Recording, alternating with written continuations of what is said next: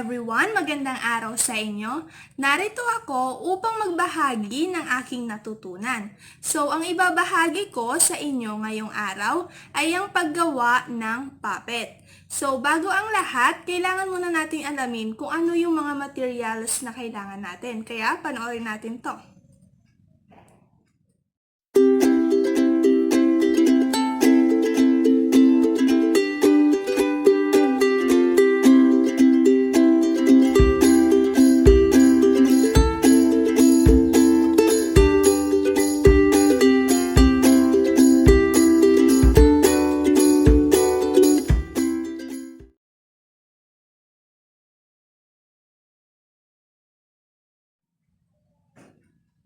Ayan, nalaman na natin yung mga materials na kailangan natin sa paggawa ng puppet. At syempre, meron din ditong paalala na sa paggamit natin ng mga matutulis na bagay ay dapat ay mag-ingat tayo, lalo na sa mga bata.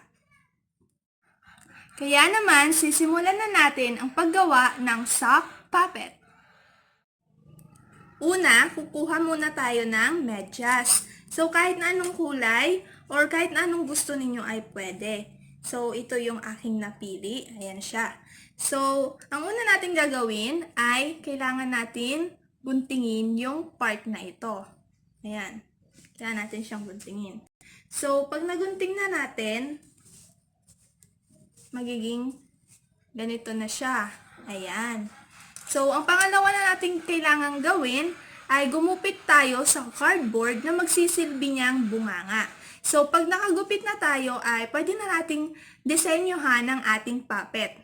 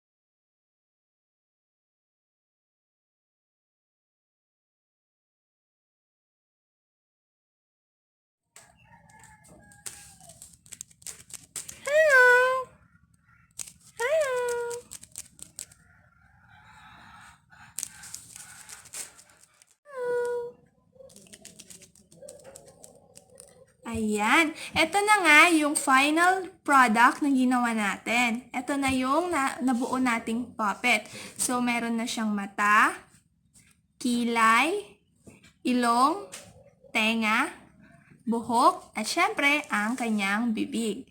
So, nakumpleto naman natin yung bahagi sa kanyang mukha. So, mga bata, kapag gusto nyong gumawa ng puppet, ay maaari nyong sundan yung ginawa ko kanina. At choice nyo na rin kung anong klaseng puppet ang inyong gagawin. So, hanggang dito na lang muna. Hanggang sa ulitin. Bye-bye!